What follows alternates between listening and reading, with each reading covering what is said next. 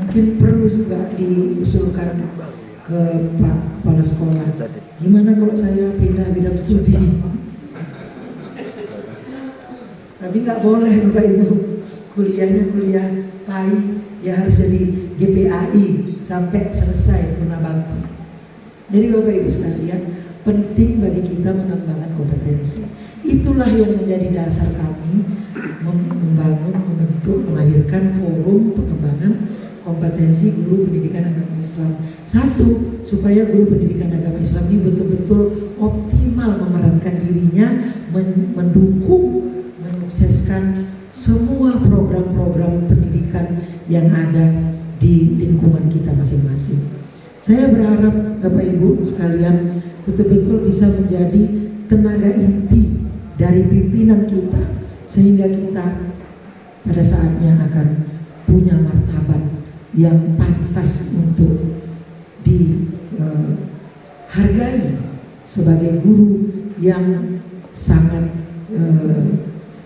berpotensi menjadi tenaga besar bagi pemerintahan ini, membangun generasi emas yang terbaik. Itu yang menjadi spirit kami. Walaupun ini agak tertatih-tatih, sudah 2 tahun Bapak Ibu forum pengembangan kompetensi ini dikukuhkan. Pembinanya itu memang sejak didirikan itu, yang pertama adalah Bapak Kadis, yang kedua Bapak Profesor Syahrin Harahap. 2 itu aja pembinanya, karena pada saat itu yang 2 ini aja yang totalitas berkenan mendukung gerakan kami. Karena kalau Pak Kadis itu nggak mau dia mendukung yang saya usulkan ini, saya merajuk. Walaupun waktu itu nggak tahu saya, suami saya akan menjadi kepala dinas pendidikan, tapi pada saat itu saya paksa dia untuk bisa. Saya bilang coba dulu terima kawan-kawan saya di Kota Medan itu sebagai staf ahli bidang pendidikan ketika itu Bapak di lantai 7 kantor gubernur itu. Kami datang bereaksi, dipanggil Bapak lah orang dinas pendidikan waktu itu, entah kabin SMA, SMK, entah siapa lah. Pokoknya kalau nggak datang kalian saya laporkan gubernur katanya. Rupanya istrinya yang di situ, gara-gara istrinya di situ yang mau audiensi, dipanggilnya orang dinas pendidikan. Jadi Bapak Ibu sekalian, kadang-kadang memang perlu juga tangan kekuasaan itu kita manfaatkan. Maka setelah Pak Asran jadi kepala dinas pendidikan, saya udah bilang sama kawan-kawan pengurus di Sumatera Utara, saya mau lari 200, nggak 100 lagi, saya mau lari 200. Saya ingin waktu yang ada ini bisa menyumbangkan apa yang saya bisa untuk kawan-kawan saya bisa menunjukkan kepada dunia, bukan hanya Sumatera Utara, bahwa guru pendidikan agama Islam itu betul-betul bisa diandalkan. Jadi mohon sekali lagi ke depan Bapak Ibu, tadi pertama bisa menjadi virus yang baik setelah pelatihan ini, menularkan kemampuan nanti berbahasa isyarat dan baca tulis huruf braille. Nanti juga Ibu Hari udah bisa mengajarkan huruf abjad hijaiyah, braille hijaiyah. Jadi nanti Bapak Ibu kalau mau mengaji siswa di sekitar rumah, misalnya TPQ-nya bisa menerima siswa atau santri tunanetra, karena nanti dilatihkan oleh Ibu Hari huruf hijaiyah braille. Nah itu berarti kan tambah luas tuh ladang amalnya dan ladang rizkinya. Jadi Bapak Ibu sekalian, ini dilaksanakan 12 angkatan. Pertama kemarin sudah dimulai di cabang dinas wilayah 2 Langkat, kemudian di Medan SMK 7, di Serge di SMA Negeri 1 Pantai Cermin, kemudian kemarin semalam di SMK 1 dari seberang ya, SMK 1 Beringin. Nah hari ini Karung. Baru setelah ini kami mungkin ke Batibara, lanjut ke Rantau Prapat, lanjut ke Simalungun kali ya. Bagian ini dulu Simalungun, Oba. Baru setelah itu lanjut ke Sibolga, Tapteng, nanti terakhir di Dinas. Ada 12 angkatan. Target kami 12 angkatan. Kalau rata-rata 50 peserta, insya Allah selesai 12 angkatan akan lahir 600 guru pendidikan agama Islam yang bisa bahasa isyarat dan baca tulis huruf braille. Makanya tadi aja kan sudah, sebenarnya kita sudah tadi itu yang yel-yelnya itu kan bahasa isyarat cuma.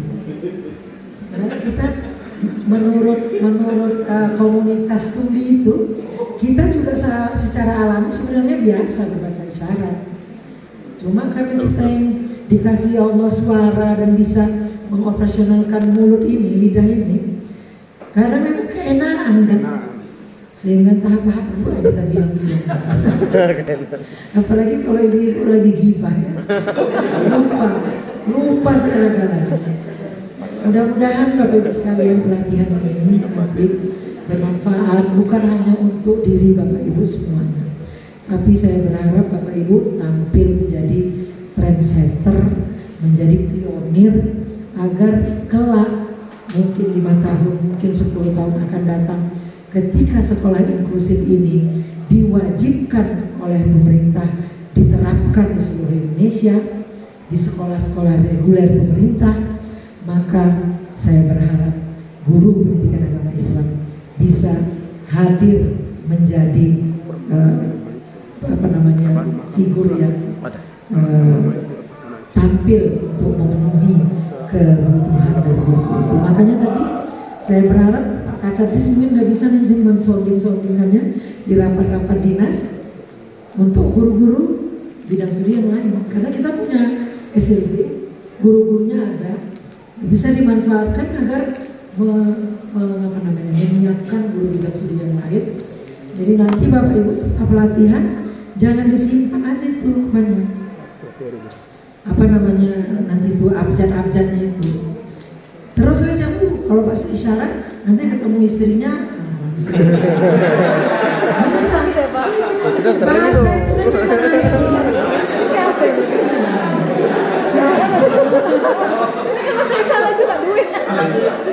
gitu ya, duit gitu. Tapi kan tentang itu Pak KTU, jangan salah, jangan isyarat itu, bahasa isyarat itu harus sesuai dengan bahasa isyarat komunitas tuli. Jadi ada 2, kalau Bisindo itu kan yang memang dari mereka, akhir dari mereka. Jadi masing-masing daerah punya sendiri kekhasan. Ada juga bisi. Bisi itu dibuat oleh pemerintah, kemudian diterapkan di mereka, tapi itu kurang dipakai karena itu juga adopsi dari luar dan segala macam.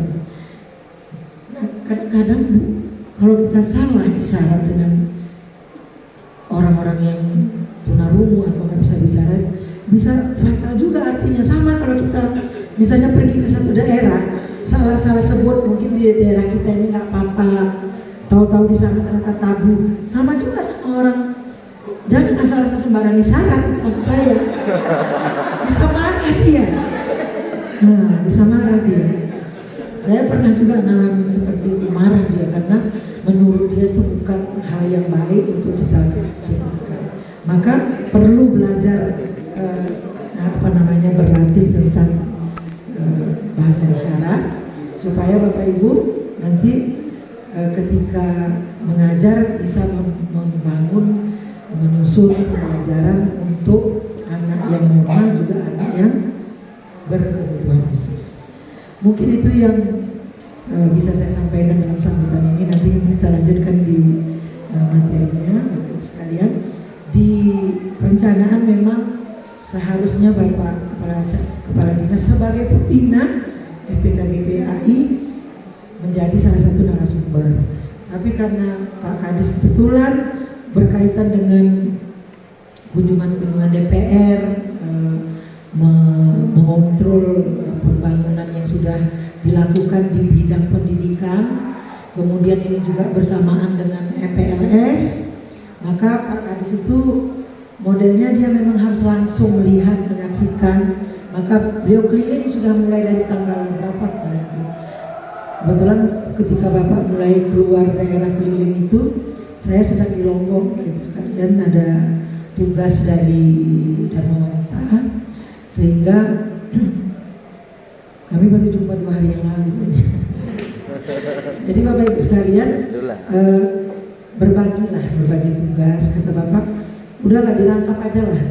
Saya yang disuruh merangkap menyampaikan materi ini, walaupun nanti kalau ada kesempatan nggak tahu daerah mana yang berzeki, insya Allah nanti Pak Kadis juga akan tetap mengisi di saat waktu yang luang. Jadi barangkali itu yang bisa saya sampaikan. Mudah-mudahan apa yang kita hajatkan dari pelatihan ini dapat tercapai dan bermanfaat untuk kepentingan kita bertugas dan untuk anak-anak siswa-siswi kita, terutama yang kita ampu dari tahun ke tahun sampai kita nanti purna bakti. Mohon maaf apabila ada yang kurang berkenan, kata-kata saya mungkin ada yang tidak cocok, tutur katanya lebih dan kurang saya mohon maaf.